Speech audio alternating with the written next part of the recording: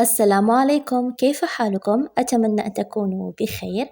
في فيديو اليوم إن شاء الله سأتحدث عن أخطاء تجنبها عام الباك. إذا راك حاب صح تتفوق في الباك حذاري من هذه الأخطاء عام الباك.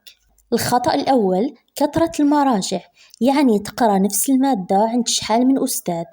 الخطأ الثاني حل تمارين لها نفس الأفكار، لازم تحل تمارين كثيرة ولكن بأفكار مختلفة. ثالثاً حفظ الدروس بلا ما تلخصها، لازم قبل ما تحفظ الدرس لازم تلخصه.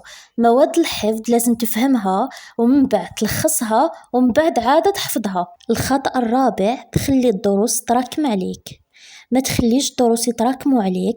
كي ترجع للدار لازم تراجع واش درت خلال اليوم وتحل تمارين، ما تخليش الدروس يتراكموا عليك بلا مراجعة ولا بلا حفظ. الخطأ الخامس ما تراجعش الدروس اللي حفظتها، كل ما تحفظ حاجة لازم تراجعها، ماشي تخلي حتى يوصل الباك باينة تكون نسيتها.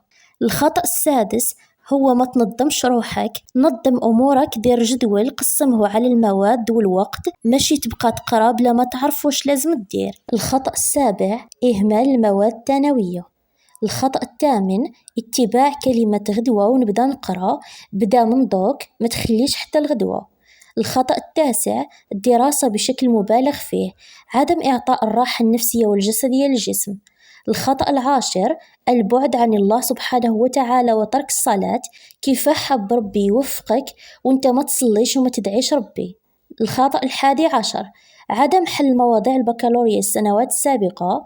الخطأ الثاني عشر التركيز على مواد معينة وإهمال مواد أخرى. الخطأ الثالث عشر التفكير بطريقة سلبية، مثلا تقول الباك راه واعر ولا راح الحال وانا مازال ما بديتش الى اخره. فكر دائما بإيجابية. الخطأ الرابع عشر اتباع رفقاء السوء والسلبيين. الخطأ الخامس عشر عدم الثقة في النفس. الخطأ السادس عشر تخلي الدراسة حتى الشهر الأخير. من الخطأ تخلي الدراسة للباك حتى الشهر الأخير، لأنه راح يزيد عليك الضغط والتوتر والوقت يقل والخوف يزيد. الشهر الأخير خليه لحل التمارين والمواضيع، وربي ينجحكم إن شاء الله. الباك ماشي حاجة صعبة، فقط جنبوا هاد الأخطاء وإن شاء الله ربي ينجحكم كامل. نتلاقاو في فيديو جديد إن شاء الله، وإلى اللقاء.